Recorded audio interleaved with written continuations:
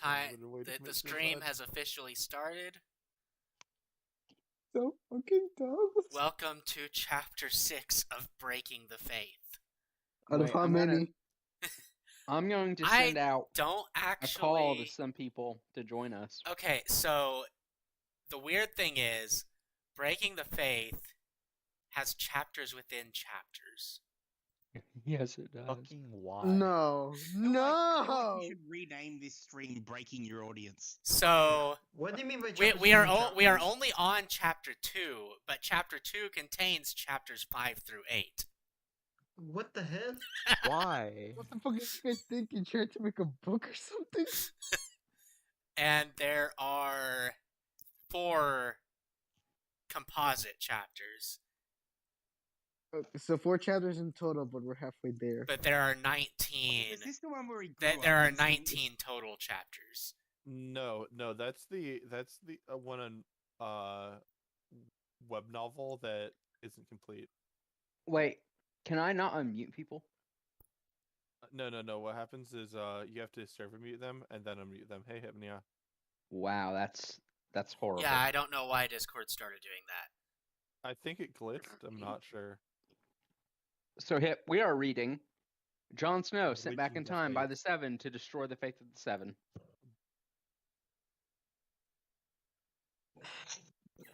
Or in other words, the most stupidest, long, complicated way to commit suicide. There's unicorns and centaurs. Literal fantasy unicorns and centaurs in Westeros. They were north of the wall. And Tywin is dead already. I thought this was Game of Thrones, not Harry Potter. Okay, let's see how Chapter 6 is gonna go off the rails. Oberyn, Chapter 1. We're getting Oberyn's point of view. I've been playing Darktide, so I keep hearing that as Ogren. Well. I don't want to get Oberyn's point of view. This person's gonna mess him up so bad. Well, Doran purred, looking like the cat What? that had gotten both the cream and the canary. It seems Dorne may finally have a friend in King's Landing. His older brother handed him the missive, and Oberyn tore his eyes away from the jar sat in the middle of the desk. A thick, expensive jar made of fine glass, cleverly preserving what could only be the head of Tywin Lannister in a vat of clear liquid. Yes, Jon sent the preserved head of Tywin Lannister to Dorne. Yes, that would go over with the blessing of Tyrion Lannister, who has been made the new lord of of Casterly Rock. I am not following. Oh, don't worry. You're not supposed to be following. I mean, I've never seen. I know every step along the way, and I'm still lost. Wait a second, is this a self-insert or something? No. Nope. Unless the author self-inserted themselves as one of the girls. I doubt it. It's possible. How much you want to bet? I mean, to be honest, like their website, it's likely, I guess. It's possible. Greetings, Oberyn read out loud. My name is Jon Baratheon.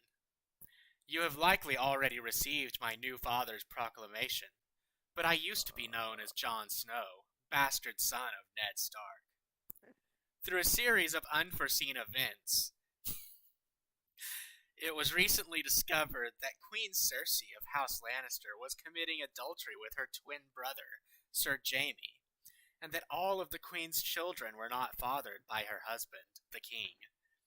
Over the course of the altercation, the Queen was killed by her father, and her father was slain by one of the King's Guard. How can you write that up and be like, I think I may have fucked up on the first chapter. Lord Commander Barristan Selmy, Sir Jaime, of course, will be remanded to the Wall for the rest of his natural life.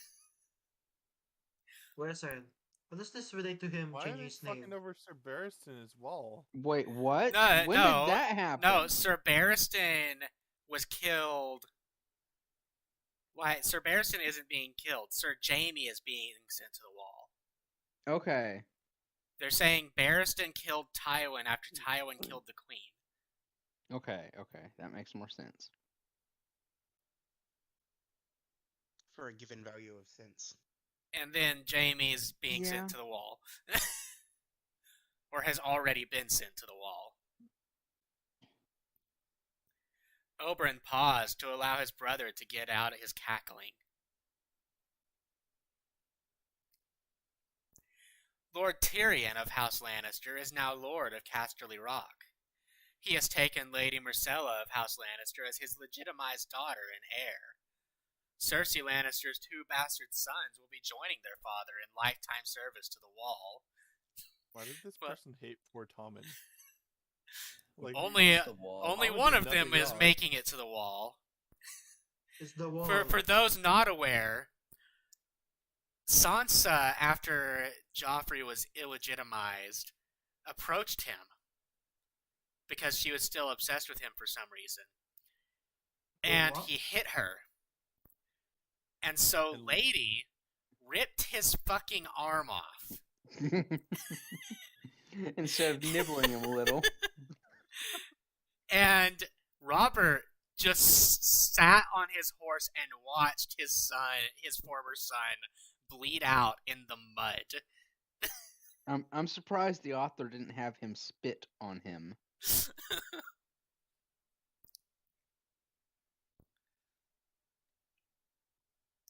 Doran's laughter went up a notch.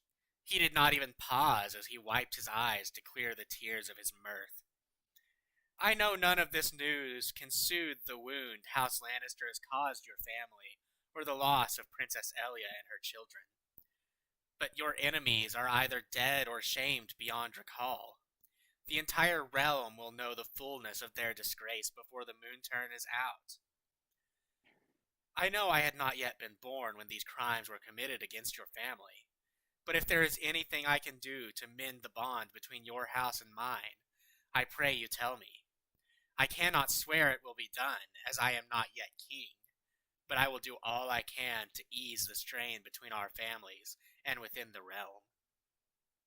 Sincere regards, John the First of House Baratheon, Prince of the Realm, heir to the Iron Throne. How did he become the throne again? I did not. You cut out on that. How did he become the heir to the throne again? Robert Robert named him heir. Wait a second. Like, So he just got his last name? yeah. That's not how any of that works. How the fuck? We just ignore the things that don't work the way they should. You'll get less of a headache. It's all a headache if it's less of one. We will have to play this card carefully, Doran told him. Draw him closer. Perhaps wed him to my Arianne, and...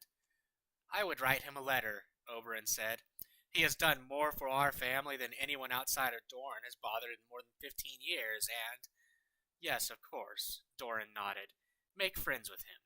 Gain his ear. Play the long game. You are quite right, Oberyn. Oberyn held his tongue and let his brother plot to entrap the first true friend of House Nemros Martell had made outside of Dorne in over 100 years. And Doran wondered why no one trusted Dorne. Or I wonder why no one trusted Thorn.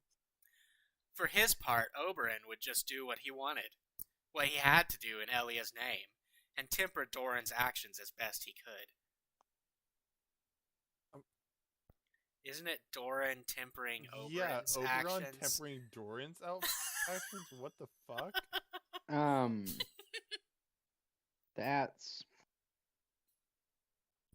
That's not right.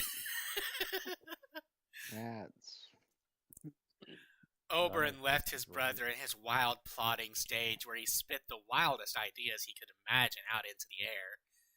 Eventually, he would bring himself back down to the earth, and that was when he would seek Oberyn out to see what they could make happen.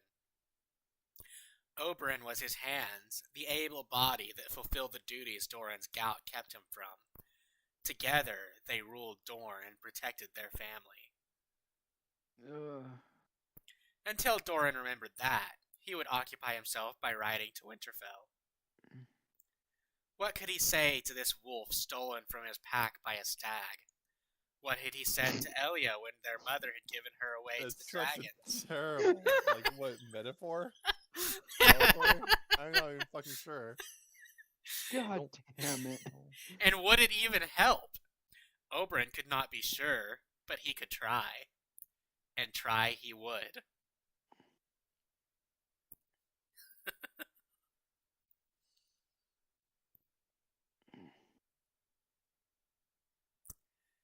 You have a raven from the wall. Doran tapped the tightly wrapped note on the desk, before he allowed it to fall from his hands and roll across the desk. The sealing wax was black, and the stag pressed into it had been painted white. Oberyn did not know anyone with such a seal. He pulled the wax off with ease, but not so much that told him Doran had tampered with it. Prince John has written me back, he informed his older brother. Oh? Doran arched an eyebrow. What could he be doing at the wall? Hey, Thunder. I see how the Someone ate first one on something. again. He's been fucking that titty mill, so okay. Yeah, Changed his that voice a sounds little about bit. right. Betrayal. Did you get a soundboard? Yes, he did.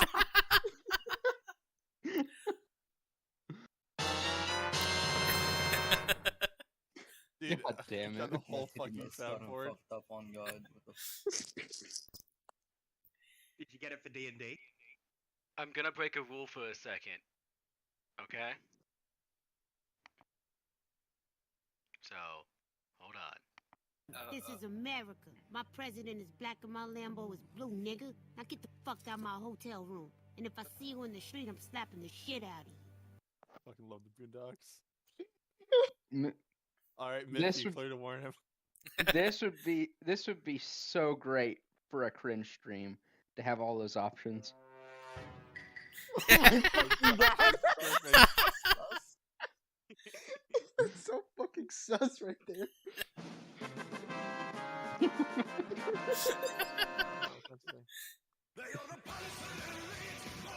Sweet, you can have that playing spots from now on? Isn't that from Salathon? Or is that somebody else? That is Sabaton, yes. Okay. That's enough distraction, Thunder. He escorted Sir Jaime and his son Tommen Hill to the wall with the rest of the royal party. Apparently, Joffrey Hill got himself killed by his sister Lady Sansa's direwolf.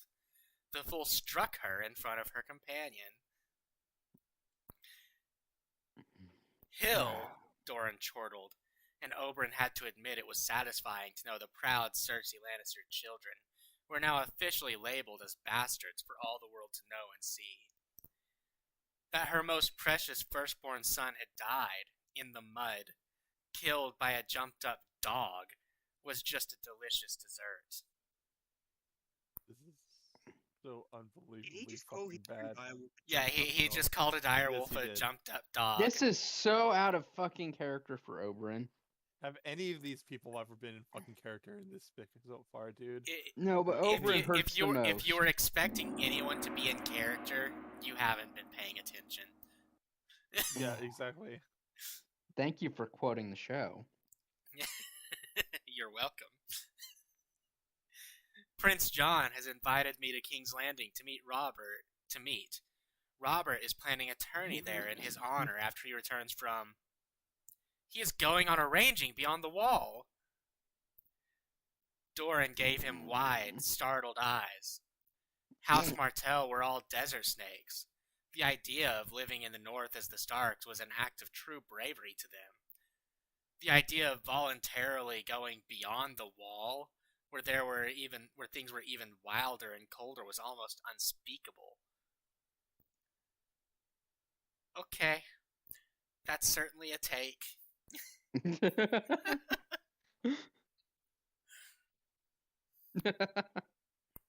Certainly a take, but since considering it's a fucking stupid take, I'm gonna ignore it. Oberyn shook his head. The kid has guts. If he comes back, he'll have much more than that, Doran agreed darkly. He might even have balls. He doesn't have. I am not going to King's Landing, Oberyn told his brother.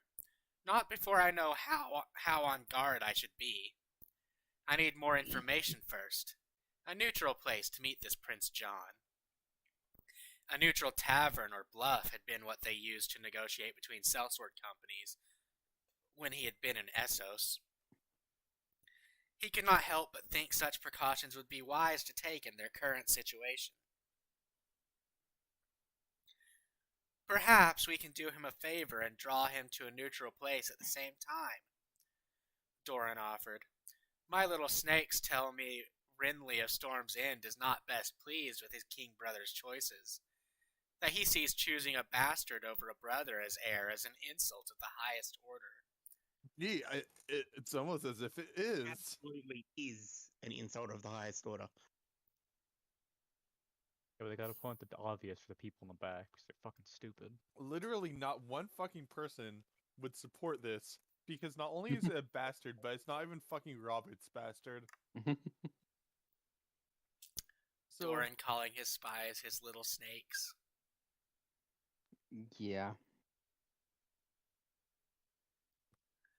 This takes a special kind of stupid. more than special, it's unique.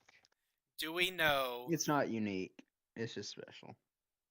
how displeased he is? Displeased enough, his suitors from the Reach fled Storm's End with haste.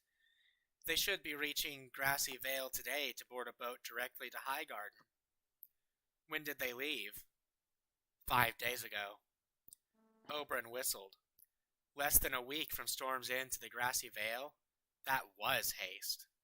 Perhaps I should send my own snakes to You investigate. think that's haste? Just wait until you see Shadowfax. I trust you to know the appropriate time and circumstances to break the king's peace. Doran did not say no, but he rolled his eyes.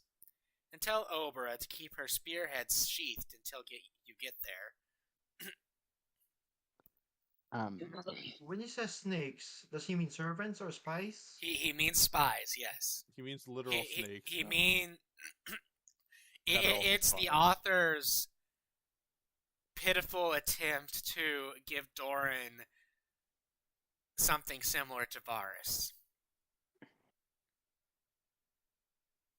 Very pitiful. That's just gonna make me assume everything. Like, do you know Naruto has Anbu, right? No, everything is snake themed for the Mortals. It's like bring out Does this everything have a snake-shaped theme? cutlery. So everything has a theme.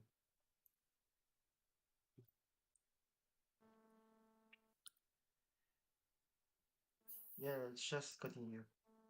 They are in the marches not far from Black Haven, thinking to go unnoticed. I have sent the information I have to King's Landing. The gods only know what they will do with it. Thank you, brother. Oberyn bowed and left Doran's office. Preparations took time, but when all was ready, he took his 4 eldest sand snakes and sailed to Will. They rode out to the Boneway, and he sent them on before him to scout ahead while he waited well on the Dornish side of the mountains. 1 week, he told them before they left. 1 week to find out if Renly and his lords are committing treason, and I am coming for you, whether you want me to or not. Yes, Papa, all 4 of them chorused. At least What they didn't the say fuck? daddy. Yeah, Papa. The sand snakes don't. Oh. Oh, headache.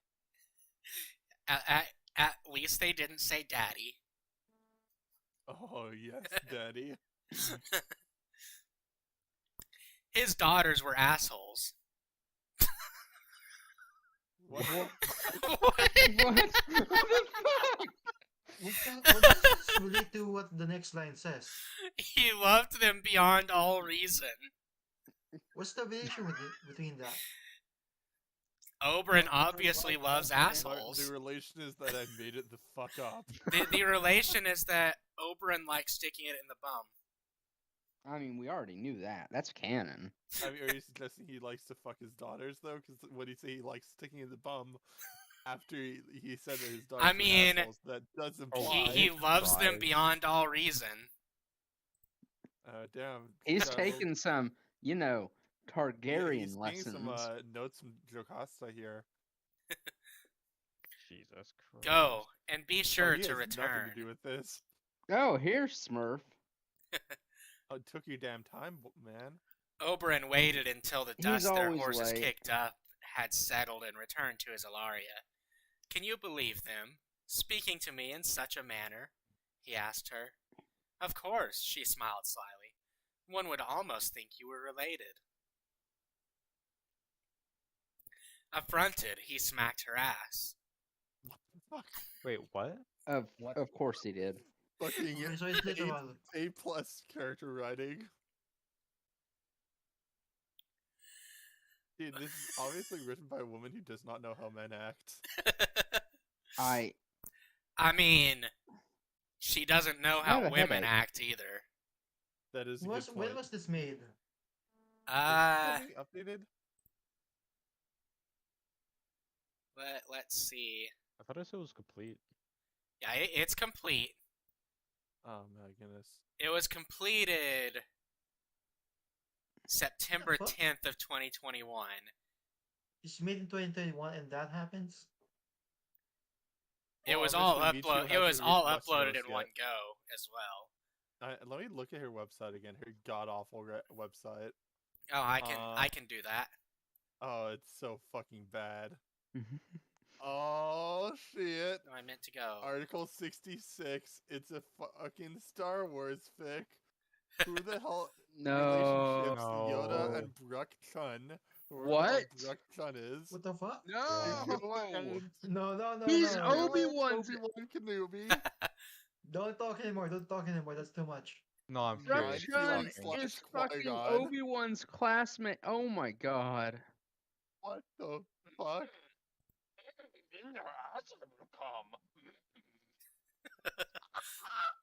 Oh, what the fuck is this? I can't. My ears, please, by God, don't say anything.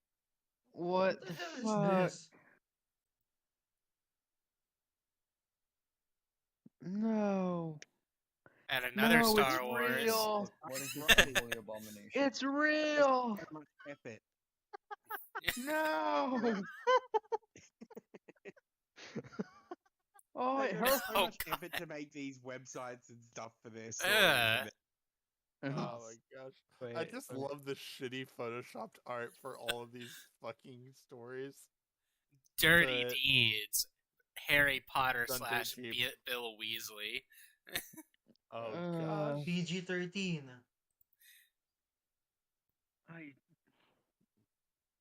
What the hell? What is this?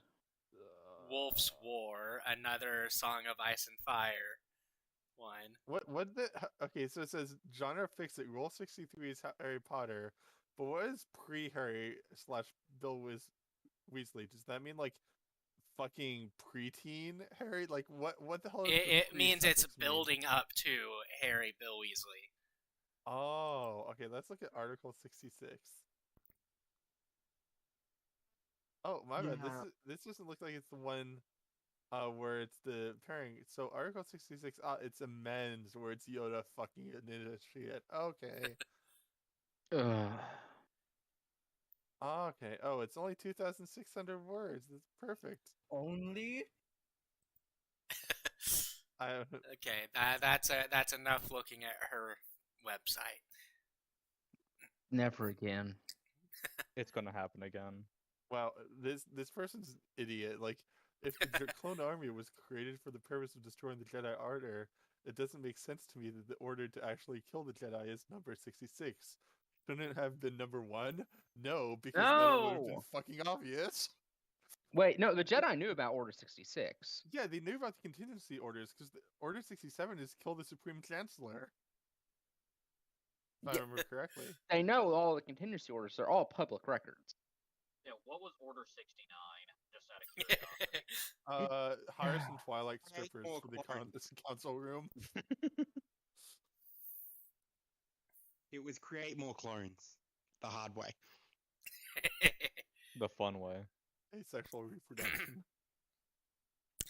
Ooh, Yeah, she it's like, shifted aren't her all- aren't all ass the into a clones more male? accessible position. Yeah, I know, but that's what they Do it that one again. female Not in clone, some fics. in the Bad Batch was intended for. She was the first step towards Order 69. Just in very, very Also, early like testing Fallout. stages. That You know was there's such a a vote in Fallout stupid that has idea. like all men and one woman. Pretty much.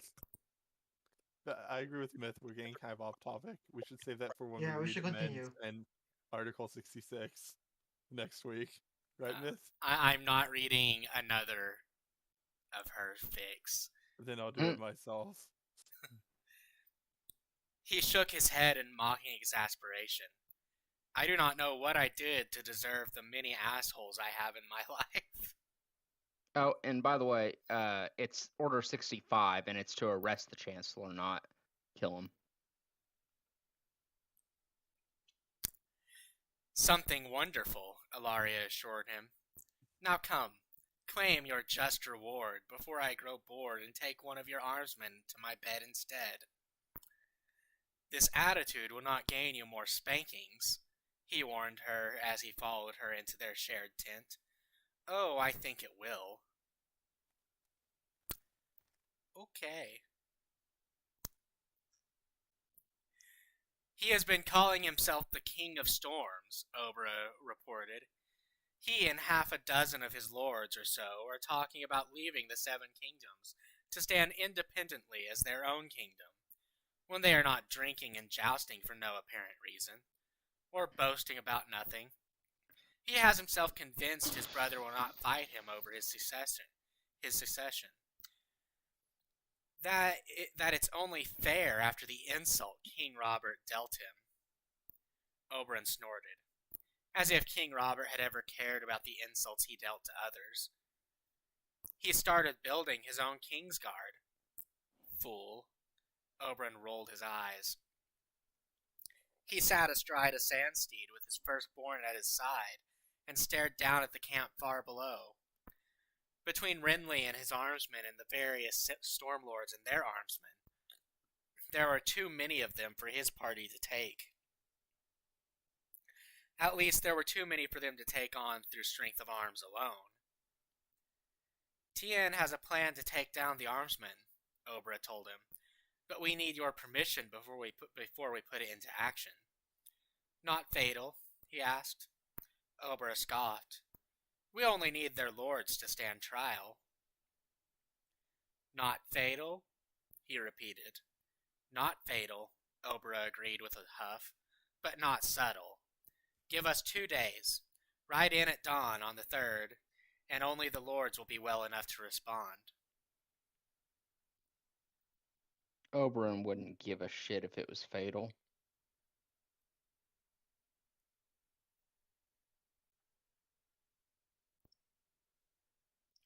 Not unmuting anyone else, Honk. Wait, wasn't Honk unmuted? How did he? He's get muted asking again? if someone else can be unmuted. Wait, yeah, didn't we unmute you already? You were You were the first person in besides me and Myth. Oh. I just said we're not unmuting anyone else, so. I mean, technically he was unmuted already.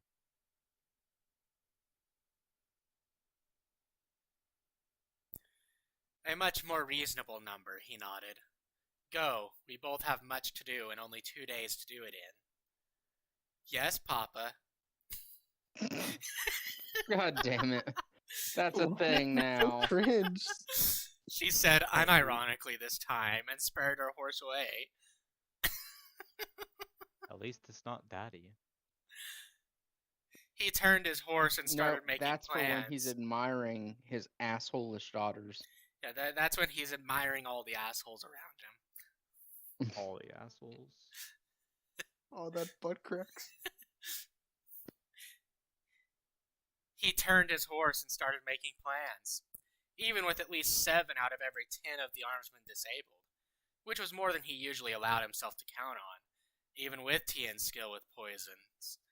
They would have to do this right to make sure there were no deaths. Well, mayhap one death. Just before dawn on the 3rd day, Oberyn and a dozen of his best men slipped into King Renly's camp. They worked quickly and quietly to disable Renly's lords, and pulled them out of their tents. Others stole the camp's horses and, where they could, weapons. They made great use of the tactics of the snake Queen Nymeria of the Rhoynar had taught their ancestors so long ago. What? Queen Nymeria of the Rhoynar taught their ancestors tactics of the snake.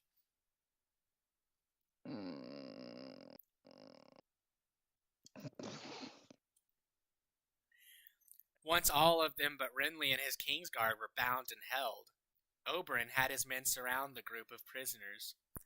Then they blew their horns. Renly and his guards rushed out of their tents, half naked and all panicked. It was all Oberyn could do not to laugh. Renly was well and truly caught between Oberyn and the Red Mountains, with nowhere to go and no way to get there.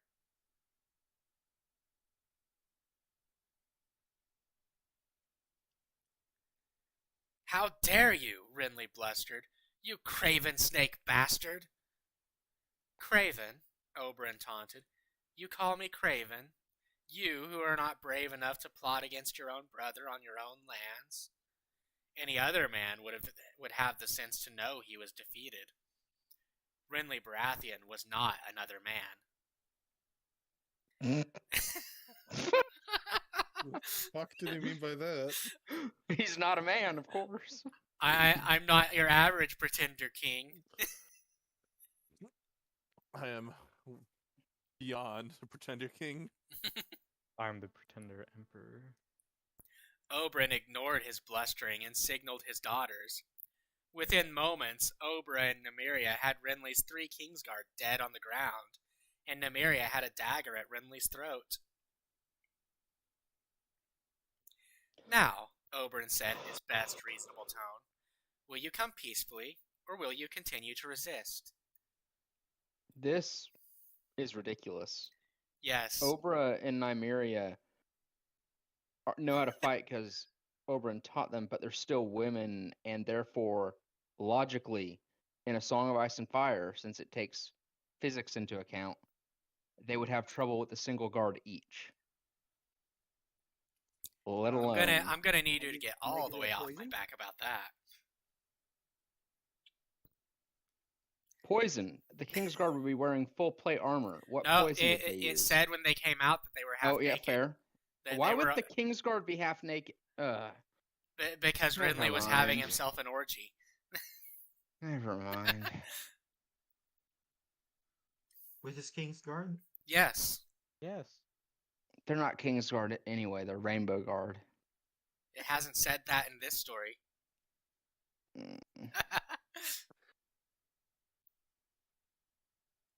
We had love his it. personal heroes. We had love it if you continued to resist. Why does that sound so sexual? Isn't it? We would have loved it if you continued to resist. Just we would love it if you continued to resist. Alright. We had. Nymeria promised the King of Storms. Renly spat. They had all 200 of their prisoners hobbled and the poisoned men cured when horns sounded again, announcing the arrival of another group.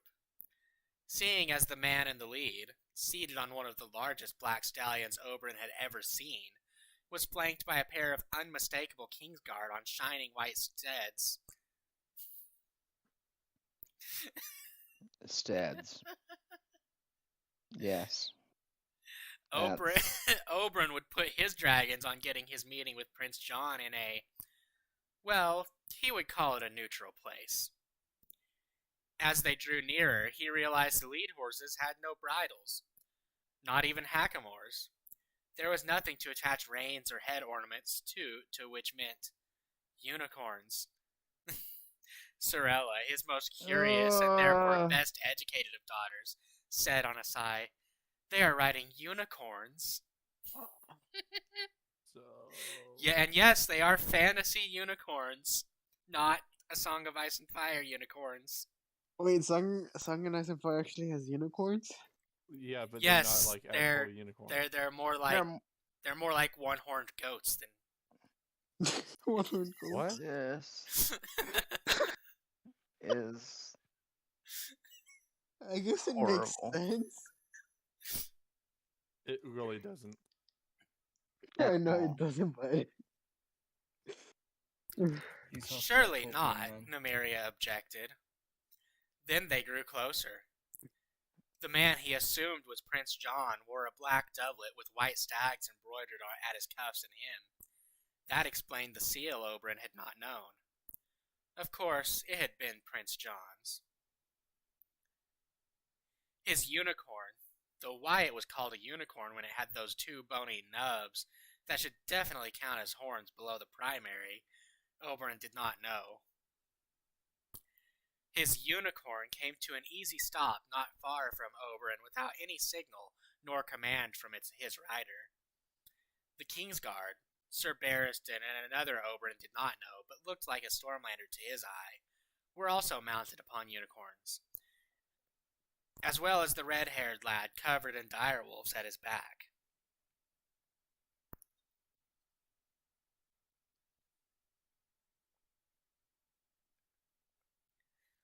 Speaking of direwolves, there were two of those as well. They stepped out on the midst of the horses the moment they were all stopped. Oberyn was not sure if this was meant to be a display or if this was John's everyday retinue, but he was impressed. "Prince Oberyn," Prince John greeted as he dismounted his steed. "Prince John," he greeted in return and clasped the man's arm when it was offered. "It is good to meet you. And you, though I hardly expected it. What brings you here?" "Treason, my prince. I was just about to send a raven. We have settled the matter with minimal bloodshed." "Minimal? King?" Oberyn rolled his eyes. Renly's Kingsguard were cut down in the fighting, and Renly himself was thrown from his horse. Prince John squinted at him. "Show me." Oberyn nodded and led Prince John toward Renly's tent, where the bodies had been laid. The knights wearing rainbow cloaks were clearly killed, but spear and dagger. But John did not even flinch, though he did sigh as he took in the spear hole through Renly's head. "Thrown from his horse?" Prince John asked sardonically. "Something like that," Oberyn agreed. Wordlessly, Prince John took a few steps to the side, and his mount nosed in through the tent flaps. John nodded to the unicorn. But yeah, I forgot the unicorns to psychically communicate or some shit. Yes. There's so many things about this They are fic I they are forgot. soul bonded to their unicorns. Next you're gonna tell me this is a My Little Pony crossover. The mount raised one foot and brought it down on Renly's head, destroying all evidence of Oberyn's fit of temper.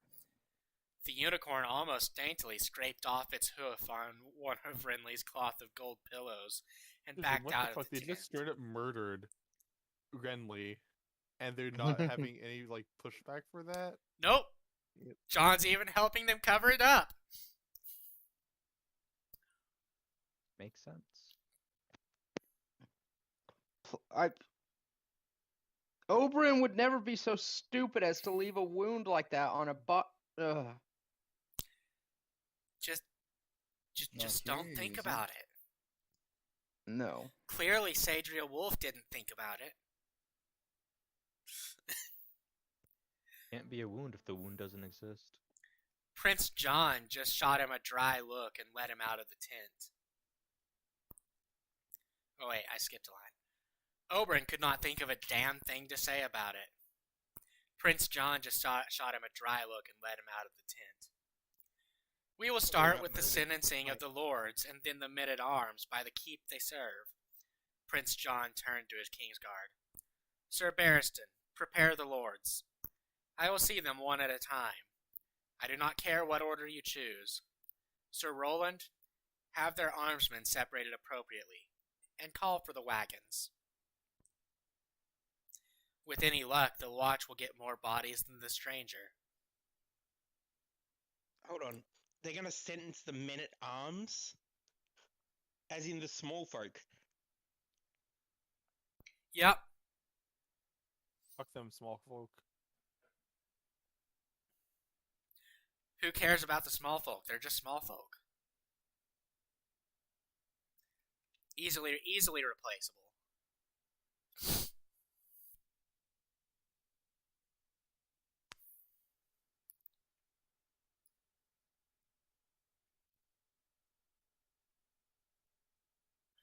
Oberyn watched the enemy soldiers they passed begin to exchange looks, and did his best not to grin at the lad.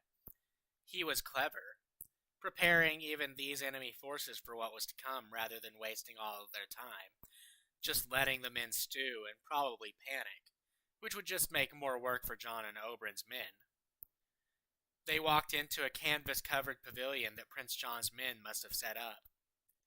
Wine, Prince Jon offered as he walked over to a side table set with refreshments. I have grown rather fond of Lord Stannis' lemon water, I must admit. I thought it was just a vicious rumor around the Citadel that Northerners were all joyless fucks, Oberyn challenged. Prince Jon shot him an amused look. Not joyless, no, but there is more to enjoy in life than wine, and I have yet to find a wine I truly enjoy.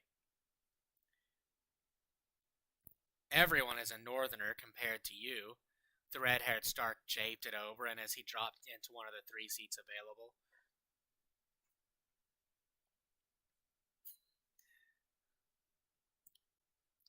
The one further back and to one side of the 2 planted in the middle. And everyone is joyless compared to me, Oberyn grinned at the cheeky lad.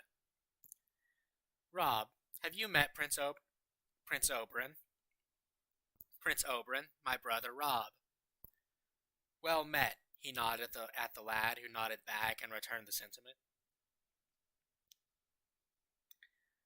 Trevor, Prince Jon called out as he sat with his goblet of lemon water. A boy, a page, wearing Jon's sigil on his chest appeared. Yes, my prince? Lower the shade, if you would. He gestured to the side of the pavilion that was at his back once it was down, keeping the sun off of Prince Jon and providing some measure of privacy. He continued, And tell Sir Barristan we are ready. Right away, my prince. Prince Jon gestured for Oberyn to take the seat at his right hand, and they waited in comfortable silence as Sir Barristan escorted the first would-be rebel to stand in front of them. Sir Cunnington, Prince Jon started, my name is Jon Baratheon. I am the Master of Laws of the 7 Kingdoms. Allow me to tell you what your new treason has cost your family, and, of course, yourself. Lord Errol, I do not believe we have met. My name is... Lord Rogers, I am Jon Baratheon.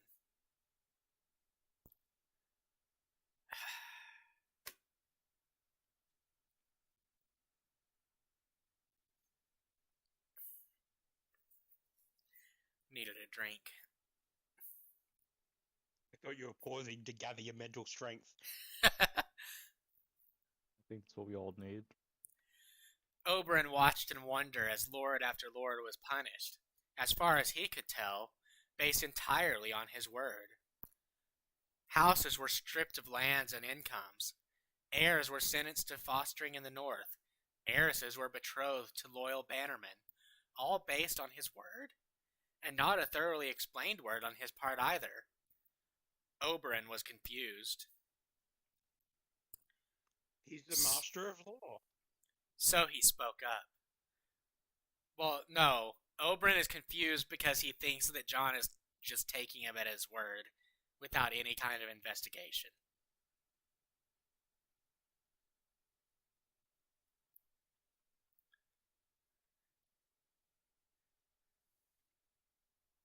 I did not expect my testimony to go so far, he admitted. It did, and it did not, Prince John admitted. We had multiple sources, including Lords Varys and Baelish, though there are not enough gold dragons in this world to make me trust either of them as well as one or two others. But let us just say your testimony and actions were the torch on the waiting pitch. Oberyn nodded. That made much more sense. Ah, Lord Arston. Prince John stood to greet this lord, and he used his personal name, not merely that of his house. Thank you very much for your loyalty to the crown and the testimony you provided. You made dealing with this issue much simpler than it could have been. Of course, my prince, Lord Arston gave John a small half-bow. House Selmy is and will remain loyal to the Iron Throne from this day until our last day.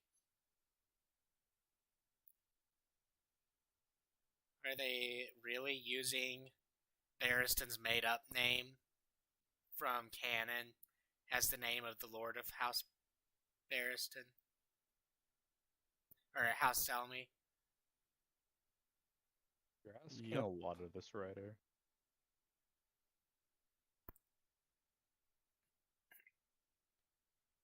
That is clearly beyond their abilities.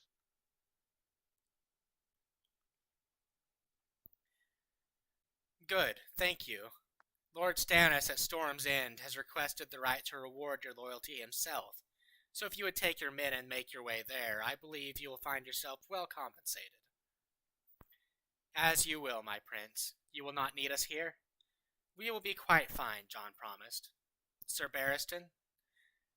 The older knight was regarding the lord of his house, a great nephew, if Oberyn was not mistaken, with pleased relief. Uncle Barristan? Lord Arston asked slowly. The finest knight in the Seven Kingdoms caught his young family member up in a fierce hug, and they left the tent still smiling.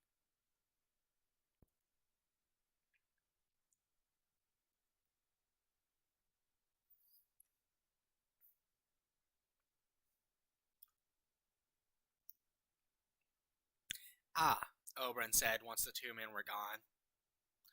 John gave him a look that said, what can you do? So clearly it might as well be engraved in stone before he sat back down. Unfortunately, Arston Selmy was the only lord to realize and acknowledge the full depth of what was going on here, and report it to the crown. Though the heir of House Fell also wrote the crown, so that was something at least. When Sir Barristan returned, he was accompanied by the lord and heir of House Fell. Lord Fell, my name is John Baratheon. I am the Master of Laws of the Seven Kingdoms under His Grace King Robert Baratheon. He is no king of mine, Lord Fell said mutinously, and you are not my prince, Lord Snow.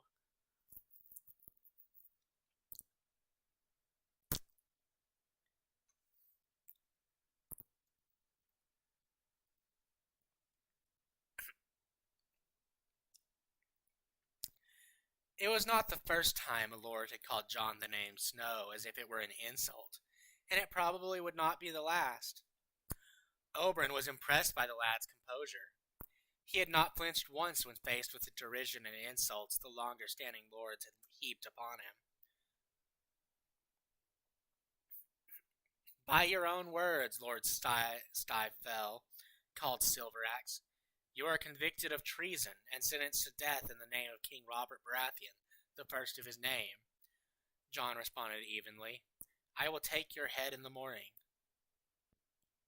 Sir Barristan? When did Barristan return? He left! You're asking for a lot from this writer. So he literally left! Oh no, he returned. Okay.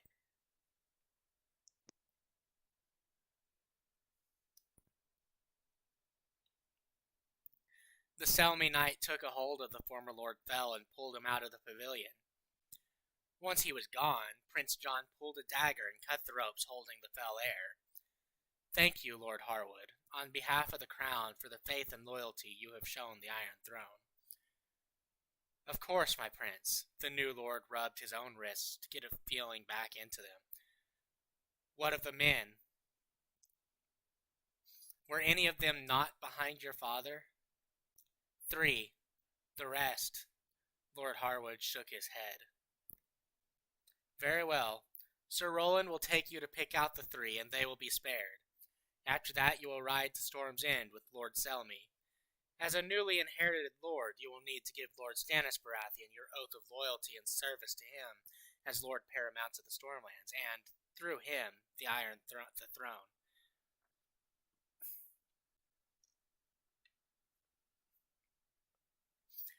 After that, he will reward your actions here on behalf of the crown.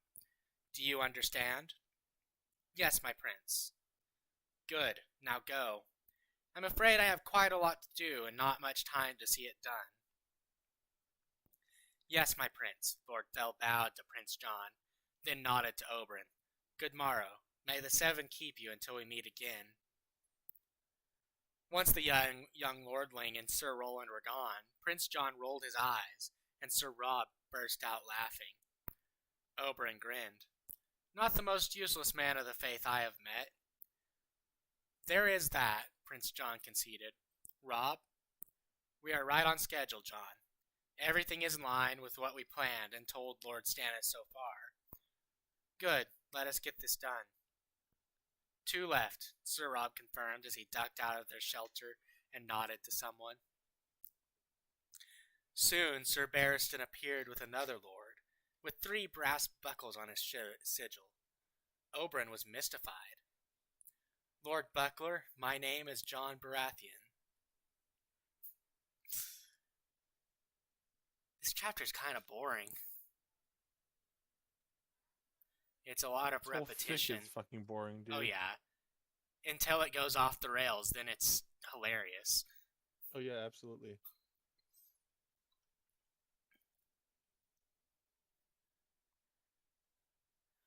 All of your lords have been convicted of treason and will be executed at first light, John told the assembled armsmen that evening after dinner. You all have 2 choices. You can join them on the headman's block, or you can join the Night's Watch. I will ask you now, and I will ask you again in the morning. I will not ask a 3rd time. Kneel if you wish to join the Night's Watch. Remain standing if you have not yet decided. About half of the Stormland rebels took a knee in the moments that followed, and Oberyn sent his men in to remove them from the group. They took them to the tents they and the other traitors had left behind, and allowed to sleep in as much comfort as hobbled and bound men could be granted. The rest had to remain where they were to contemplate the benefits of decisiveness and taking the opportunities granted them. Once the groups were separated and settled, patrol schedules and guard stations established, Oberyn and Prince John retired back to the pavilion they had spent most of the day in. Sir Roland and Sir Rob joined them. I am glad we found the opportunity to meet, Prince Oberyn, Prince John said once they were relatively alone, despite the less than pleasant circumstances. They do leave something to be desired, Oberyn agreed. I do not believe anyone enjoys the evening before an execution, especially not one so numerous as the one ahead of us has already proven it will be. True, though I am most concerned about our lack of privacy. He glanced at Sir Roland, who nodded and ducked around the back of the pavilion. Watching their backs, Oberyn assumed for John's desired privacy. But I find that I cannot let this opportunity go to waste. I wish to trust you with the greatest secret I have to my name.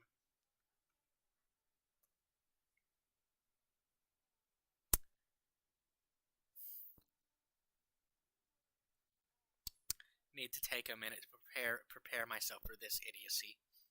He's the Malfoy. Oh shit, Zero's here. Zero has finally joined the stream. Yeah, I snuck in a little bit ago. You didn't tell us? Can't believe you. I don't want to interrupt. Say, just imagine for a moment, even thinking about telling someone you literally just met the greatest secret that you have. It's got to be the time travel thing, isn't it? No, I'm Fan fiction predicting. time travelers? I'm predicting that it's going to be his true heritage. I mean, maybe. well, yeah. Is that What else is he gonna say? Well, wait, wouldn't that make So- Oberon want to kill him? I also like it in the ass, Oberon. You're Yes. If it was Still, canon, fan fiction Oberon, time yes. travelers- Bad fanfiction time travelers always want to expose their time travel to people. for some goddamn Expose. reason? You said expose. And that is, Oberon raised a single doubtful eyebrow. My name, Prince John leaned closer to him. The name I was given at my birth was Aegon Targaryen, the seventh of my name. I was born to Prince Rhaegar Targaryen and Lyanna Stark, his second legal spouse. Oberyn's blood froze in his very veins. Then they flash-fired in fury. I was born in Dorne, while Rhaegar and Lyanna waited for their third, Princess Elia Martell, to join them, not knowing she was already dead. When the news came, my father left my mother to collect his vengeance against Robert Baratheon for his fallen wife and children. What? Your guess is as good as ours. Roll with it, miss. But Rhaegar died before Elia. Yep. The Trident happened before the sack. I don't... No, this makes perfect sense. Okay, moving on. But he fell, Oberyn said. The history he knew and had never understood was finally starting to make a sort of sense. At the Trident. Yes, John nodded. Why? If it was a love match, why was there a war? If his Elia knew and approved of the Stark Targaryen match, he could understand why she never said anything. Her health had never been the best, and she was vulnerable, alone in King's Landing with the Mad King with 2 young children to protect. Many reasons. Obsession, hate, cowardice. Prince John shook his head. I believe Littlefinger knowingly sent my Stark grandfather and uncle to their deaths because of his obsession with Catelyn Tully, but I cannot prove that. As for the rest... What? Ugh. Wasn't Littlefinger like 14? Yes. How old he? Never mind. Keep going. That's actually a fan theory that Lyanna wrote to Brandon at River Run, and Littlefinger intercepted the letter and hid it from him. And that's why Brandon thought that Lyanna was abducted and ran in half-cocked to accuse the royal family.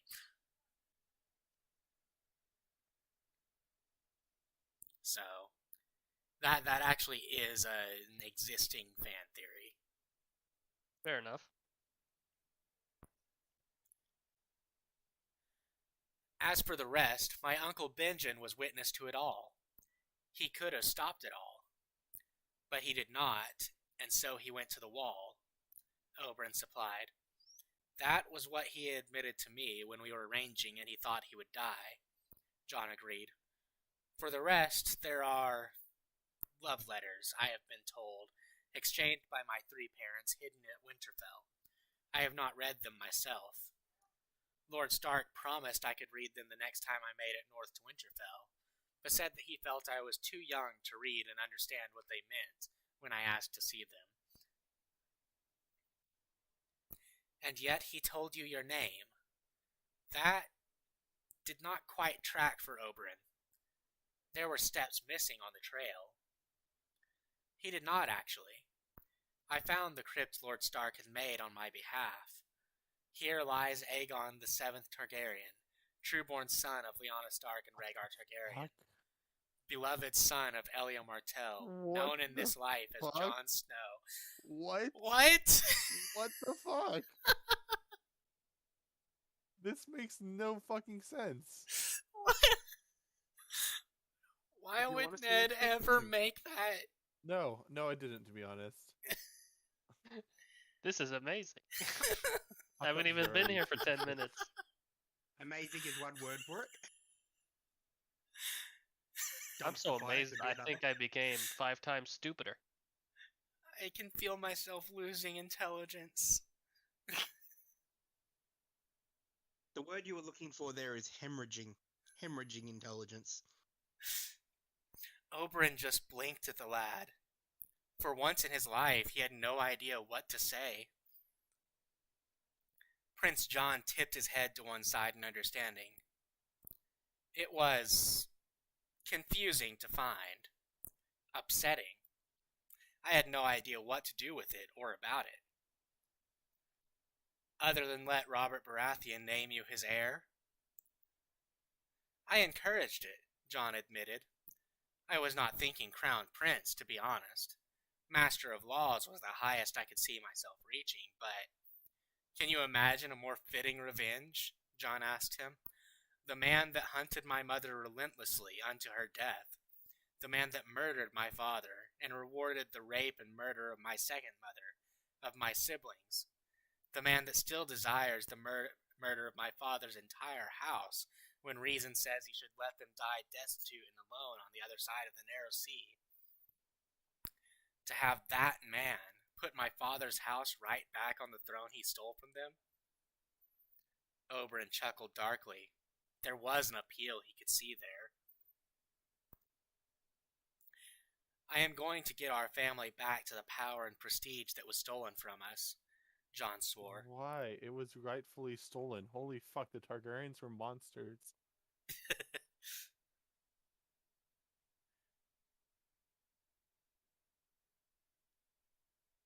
I mean, Aerys was a monster, and there were definitely monstrous Targaryens. But to say that all the Targaryens are monsters is just a lie. Yeah, they were legitimately better kings than Robert was. But yes, conquest, I guess, if you stretch it, could be considered stealing.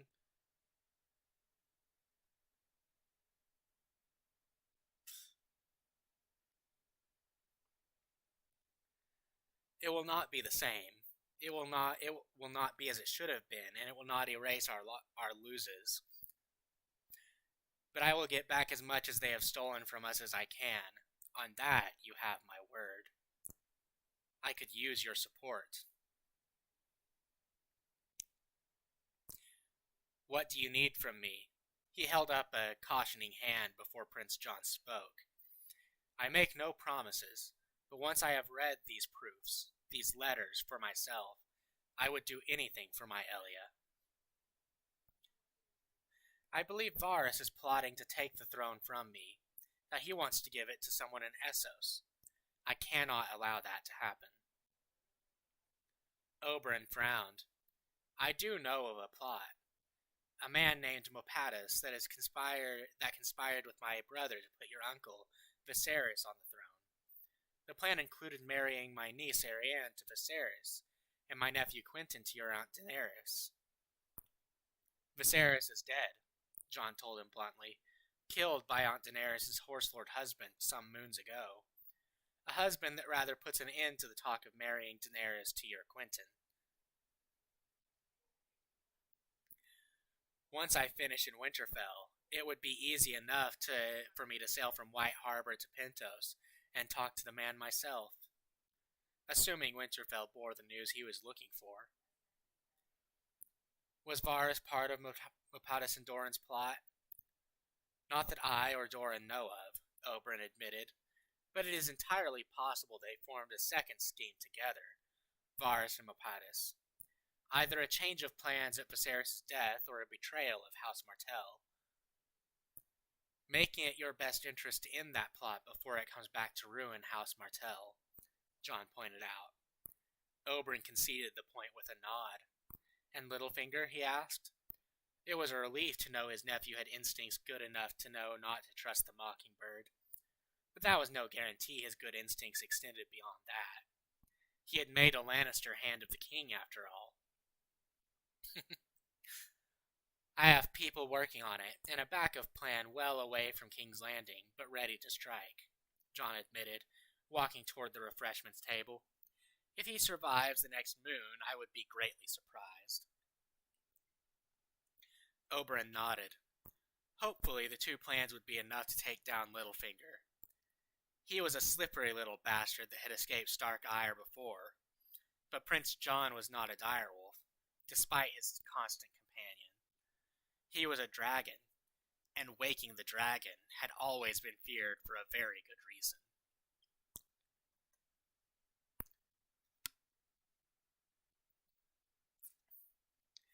Since you are going north, Prince Jon offered, coming back to him holding a scroll, I have received news that Sir Gregor Clegane and Sir Amory Lorch are conducting raids all over the Riverlands with a band of, at last report, between 20 and 40 men.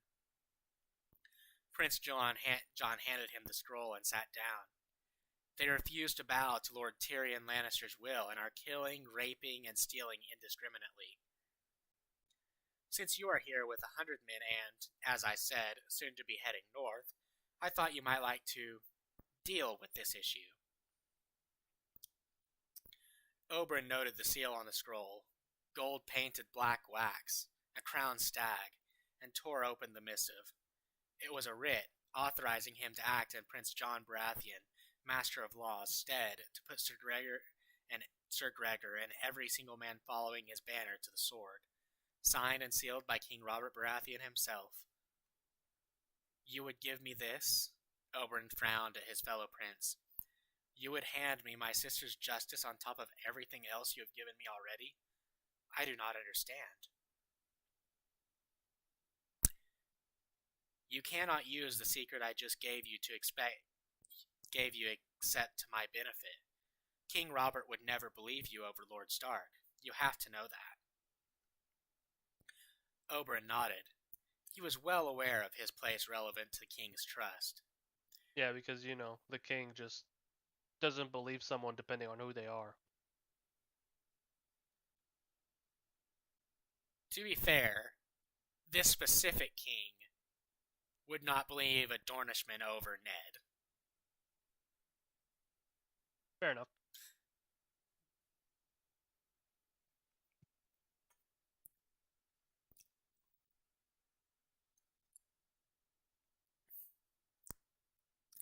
But I can reward loyalty regardless, especially since I have to ask you to keep this secret from your brother, Prince Doran, for a time.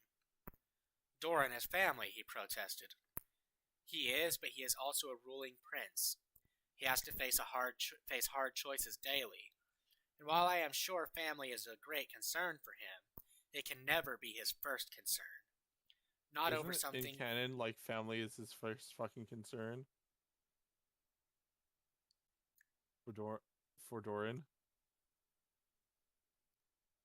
Well, more ensuring that the legacy stays. I mean, again, what part of this speaks of canon? True. Yeah, canon went out the window before we even started this. With Tywin. Because remember, he got thrown out the window as well, if I remember correctly. Oh, wasn't he decapitated? Yeah. And his head flew out the window? Yeah, he stabbed Cersei through the chest, and then Barristan decapitated him. Which is just ridiculous. Your art. It's pure something, alright. Not over something that could change the entire fate of Dorne. Something like putting a new king on the Iron Throne. Oberyn thought about that. It was true. The family had come second or even third to Dorne before, for both Doran and their mother before him. But, if I do this for you, keep this secret from my own brother, whom I trust above all others, I would like something in return. Prince John raised an eyebrow and waved for him to continue. My second daughter, Nymeria. She wishes to marry Sir Willis Tyrell. I cannot force What? I was trying to just move past it, but... No, you cannot. Nymeria Sand wants to marry Willis Tyrell. Yes. Okay. Alright, just absorb that for a second. Just for let yourself- reasons. For reasons. Like, it didn't even say why. Wait. Why? Like, I like how John just he doesn't even question it. He's like, yeah, I can't really do that yet. What?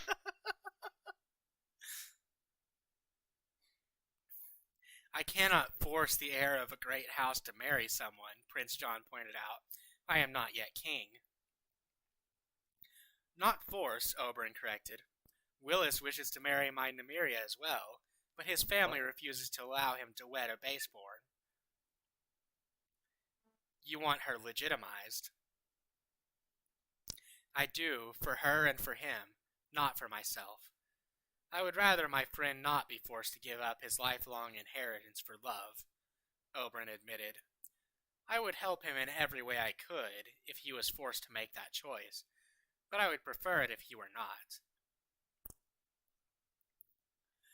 I will have to speak with King Robert, Prince John said consideringly.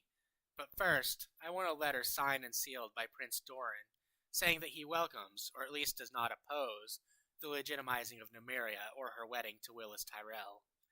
Perhaps it is overcautious, but I would prefer to be so than to do anything that could affect one or more kingdoms' line of succession without the head of the house's knowledge and agreement. I will have him write you immediately.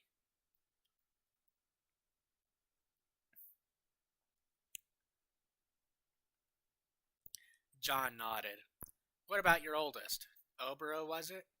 She enjoys playing games, but has no interest in betting anyone, Oberyn admitted, nor in inheriting. She enjoys nothing more than a good fight and a sturdy spear.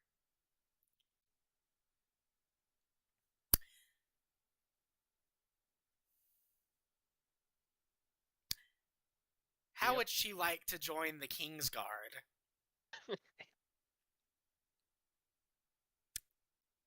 What?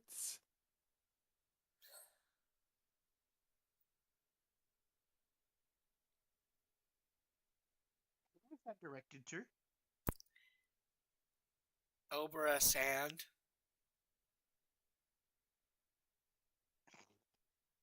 I know this makes sense. I know, he choked on his wine. That's an appropriate reaction for once. Oberyn choked on his wine. What? King Robert has given me leave to choose 3 female warriors for the Kingsguard, specifically to guard my intended and future queen, Marjorie Tyrell. I have filled one spot with Sir Brienne of Tarth with her father's blessing. I feel that I cannot fill the other spot without the candidate's father's blessing. Oberyn would be... Oberyn considered it for a moment. She would be pleased.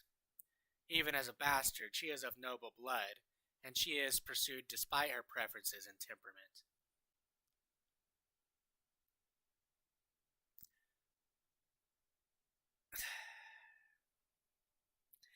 Would you truly trust her with your precious rose? We are family, you and I, John said in answer. Had things been different, I imagine you would have been my favorite uncle. She, perhaps my favorite cousin. But, mostly, I understand the struggles of my base-born siblings, and where I can help, I would like to. Will she know? No. Or at least, not yet. My betrothed does not know either. Everyone that knows is with me or in the north. Under the watchful gaze of Ned Stark, Oberyn assumed. Very well. I would be pleased to have my Oberyn join your Kingsguard. To have my 2 oldest daughters settled into lives that will please them and fill their days with their heart's desires is all a father can ask. Let us bring her then, and I can ask her. Once she says yes, Oberyn chuckled, you will have to figure out how to get her a white spear. Prince John rolled his eyes. Oh, that will not be a problem.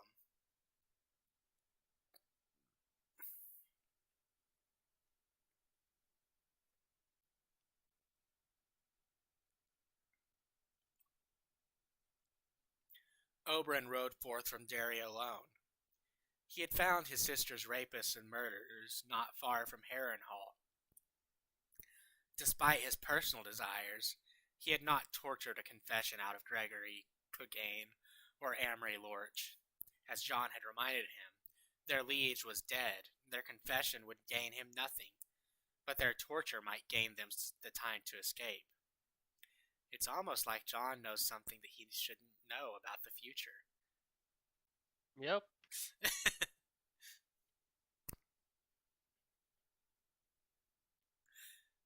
Nothing was worth losing Elia's abusers once he had them in hand, and following John's word would further his nephew's trust in him, something he was surprised to know he desperately wanted.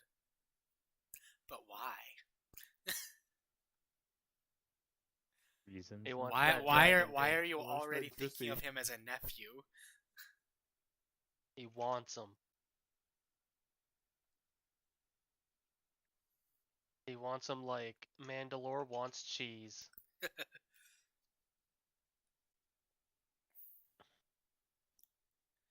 He had seen his men to salt pans and sent them back to Sunspear on his Red Viper. White Harbor, he had ordered the captain of his ship, Davos Sand, 2 moons. Aye, aye, my prince. Davos pounded his fist to his chest in salute. White Harbor, 2 moons. Oberyn spun his horse and spurred him away. He had secrets to find, and wanted none of the attention a troop of Dornishmen would find this far north. Thankfully, Northmen were naturally cautious, private people. Their merchants sold him room and supplies when he appeared with coin, but the next one never seemed to expect him, proving to his mind that they were not trading ravens about his progress. When he came to Moat Cailin, there was construction going on. 5 of the keep's 20 towers were standing anew. Of the 3 towers that had never fallen, 2 were being scrubbed clean of moss and ghost skin. The third, the Drunkard's Tower, was being carefully deconstructed and its blocks relaid. The basalt curtain wall that had supposedly rivaled that of Winterfell itself when Moat Cailin was in its prime was gaining new life and height as he watched. There were giants and centaur and children of the forest working on the project. Why are there centaurs in Westeros? I still don't understand. Because you need to suffer myth. Centaurs.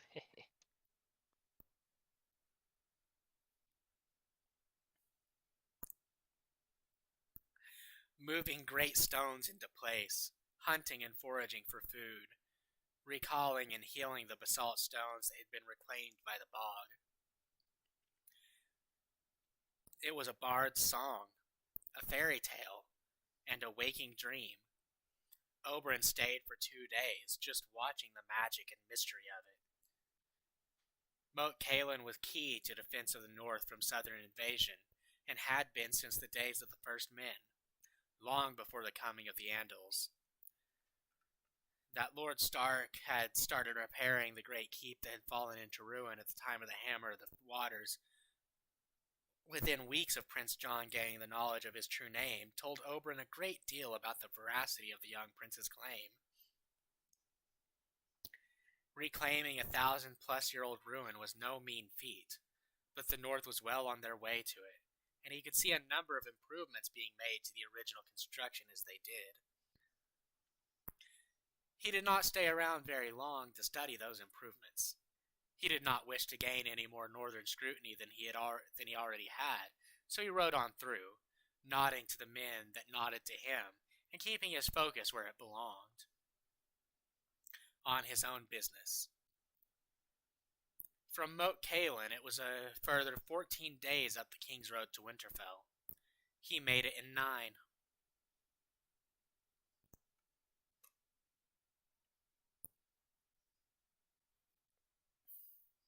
Oberyn must be writing Shadowfax.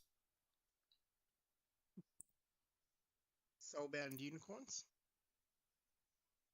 Oberyn doesn't have a unicorn. He didn't go north of the Wall. Maybe one of the unicorns fucked his horse.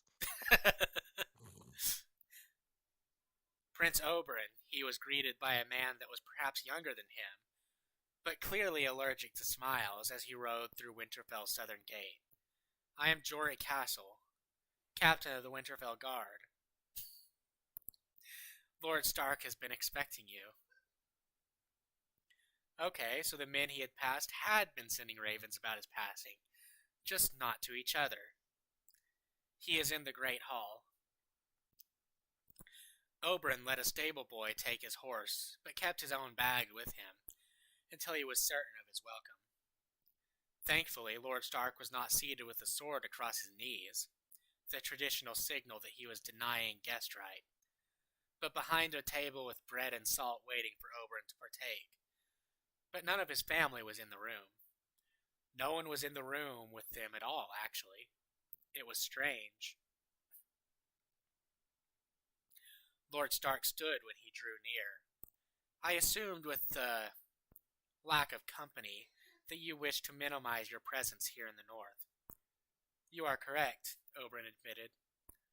Lord Stark gestured for him to be seated, and he took the only seat available, the one directly across the table from the Lord Stark. He took the bread and the salt that Lord Stark served him and relaxed. Guest right was a sacred law in the north. He was safe in Winterfell. It's a sacred law in all of Westeros.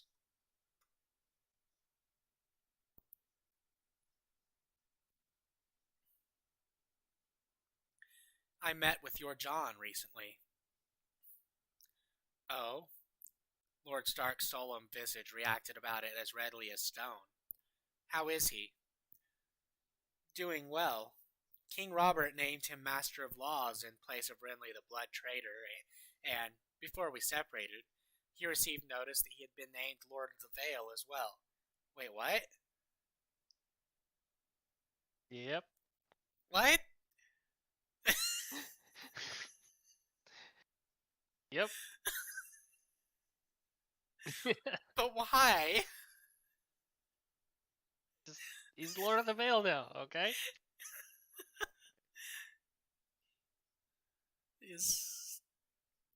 He's Crown Prince and Lord Master of Laws and Lord of the Vale.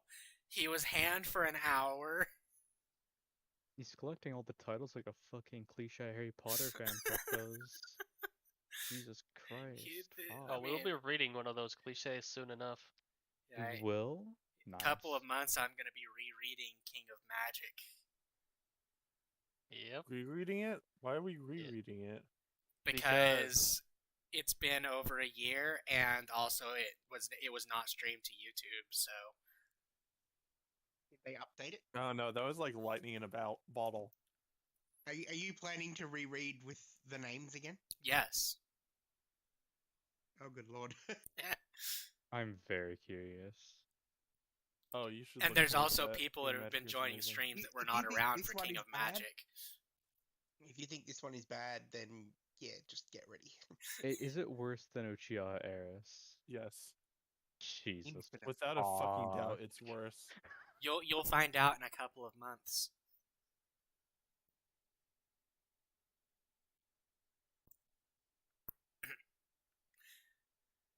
King Robert wrote me that he was Prince of Dragonstone as well. Really gaining all the titles. Gotta collect them all. Fucking Pokemon. God damn. Lord Stark Really said is with just a like frown. Pokemon. Oberyn blinked. That was quite a lot of responsibility for one man so young. And yet still not as much as being king, Stark countered. Oberyn privately agreed, but it was still nearly excessive. Nearly? Nearly? This is excessive. Is he testing the lad?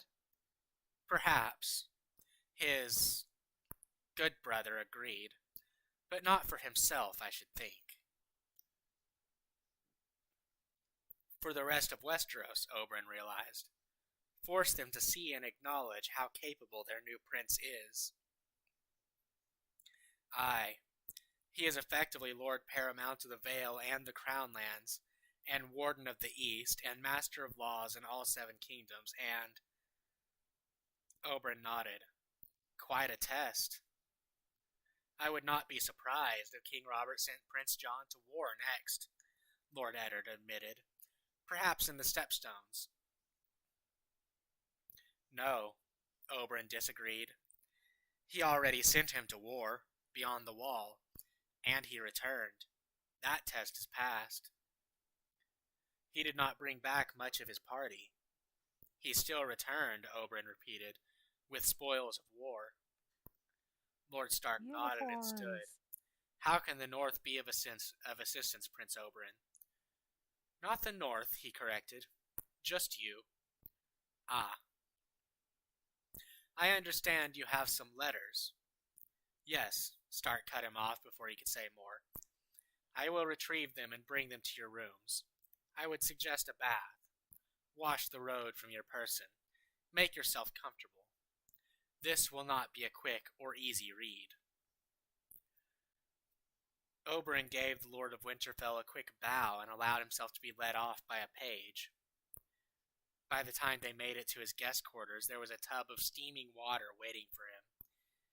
He knew Winterfell had no shortage of hot water. Keep construction had been one of the 6 subjects he had a maester's league of, and Winterfell was one of the greatest keeps built in the 7 kingdoms. It was said to have been built by Bran the Builder himself. Oberyn had learned 100 little details about Winterfell he had never thought he would be present to use. And yet here he was. Oh, the strange paths life takes us down. Bathing was quick and habitual, the hot water a luxury after the cold outside. He had just pulled on new breeches when a knock sounded at his outer door. Enter, he called. Lord Stark came through the door and held it for the team of men to take his cooling tub from the suite altogether. Once they were alone, he pulled the small chest from under his arm and placed it on the desk in Oberyn's chamber. The chest itself was made of round slats in a deep, smoky silver. Oberyn knocked on it. They were not steel. It was a strong, but more flexible. He looked at Lord Stark with wide eyes. Dragonbone. The chest was made of dragonbone and bound in Valyrian steel that was etched with runes, but not First Men runes. A strange treasure to be found so far north, he offered. Lord Stark's nose flared, but he held his temper. It was not found in the north.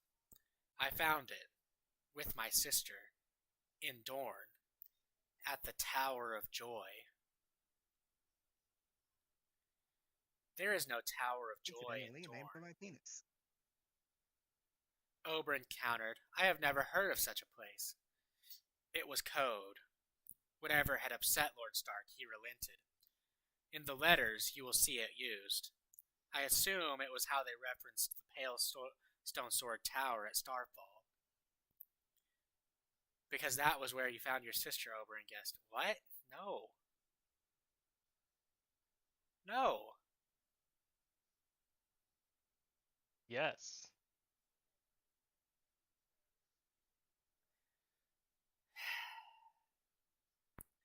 Moving on. Lord Eddard nodded. Do not remove the letters entirely from the chest. Its magic is one of preservation, and I would prefer they survive for John to read them. He deserves to know how much his parents loved him even before he was born. All three of them. Of course, he agreed. I would never take sure a treasure from my own nephew. Assuming John proved to truly be his nephew.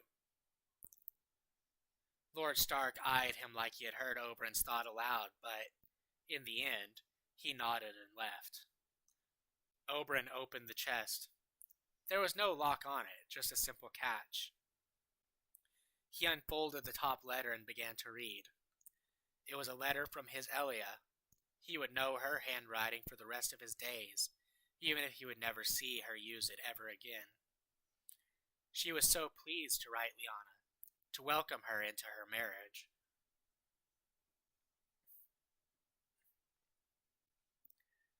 They expected Lyanna's child to be a daughter? He asked Lord Stark, Ned, as they took luncheon privately in his quarters the next day. You have seen the mentions of a prophecy, Ned asked. Aye, though which one I do not know. The prince that was promised. The edges of Ned's face made it clear how he felt about such silly words. One prince, but 3 heads of the dragon.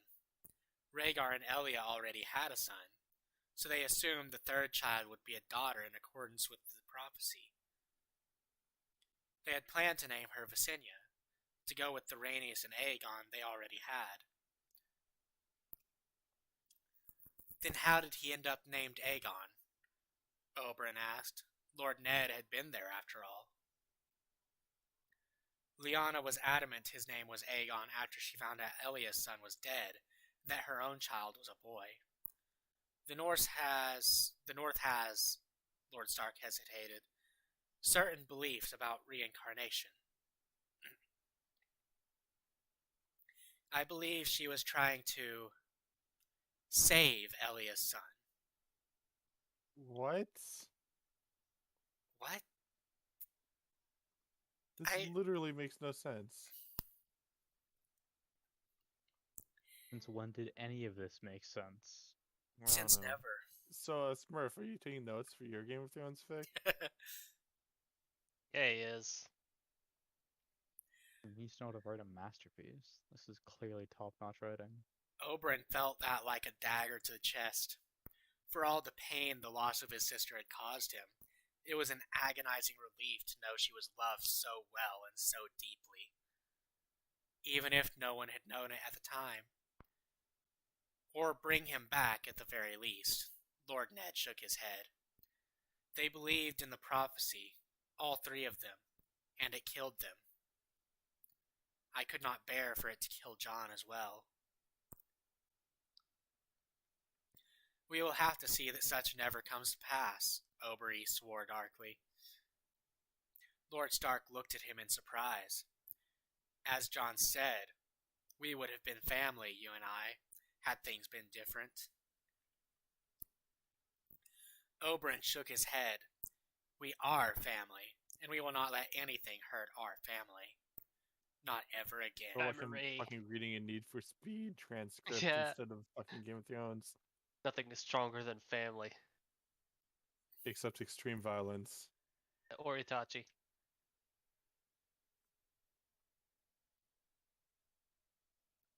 Things didn't go off the rails like they usually do. Nope. Things didn't go off the rails? What the fuck do you mean? He was named Lord of the Vale. I said like they usually do.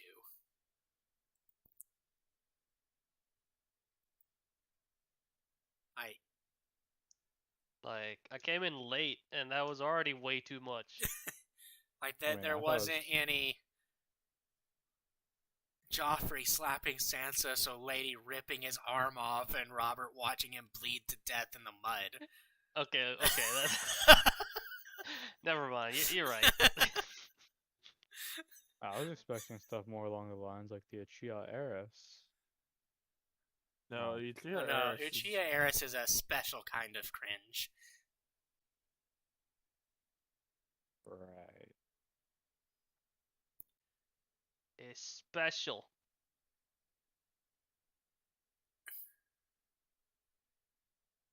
Next week, we'll be returning to Radiant Arabian Nights. I'll also be doing a reading on Thursday of Article 66. Man, I hope you're there. Article what? So this Star Wars author has fic. written more things. As terrifying as it is. We're back. What time are you doing on Thursday? 8:30 Eastern Standard Time. Just so like set an 8:30 event and morning. you won't need to ask when. Compared to this one. It's Earlier gonna or be late? 3 hours earlier. Yeah. I will be in D&D. Yeah, I'll be at work for that one. I might push it back then. Just for you guys. Yes. Sadria Wolf has written some I get off work around the time this Star Wars fics and some Harry Potter fics as well. Wait, Harry Potter? Yes. She has her own website? Yeah, that's where we discovered that when we first. No, I thought that was just a page for like random art for her. No, it's no, hers. That's her own website. Dude, she knows her fics are shit because people criticize them when when she posted them on actual websites. And so she fled into her website, being like, "Oh, people are bullying me." That's the reason why she doesn't have any fucking fics on the damn AO3 that's like that have reviews There's a turned on. Stargate tab. I guess I gotta clean up my fucking Stargate SG1 tab? Hell yeah! No. She's got a Stargate fic. No. Yeah, we gotta read this. Yo. Is that a fucking Marvel crossover? It looks like it. It looks like it, yeah. And is that a why do I come to these things? Oh, come on, you enjoy this. That 5 minutes Oh, I after do. everyone starts. I do enjoy this. MCU, But it doesn't make me NCIS, happy. Stargate. Nothing is going to test your will to stay in these things more than King of Magic. The first chapter especially is just like, I think what did it take us? Like 2 4-hour sessions to get through the first chapter? No, like 7 hours. It was a while. That was like back in the early days, so we were doing like full on like 7-hour, 8-hour sessions where like all day, like all night, we'd just be reading that trash. And it was just lists. Yeah. Yeah, Got it any was more of just them lists. lists? What the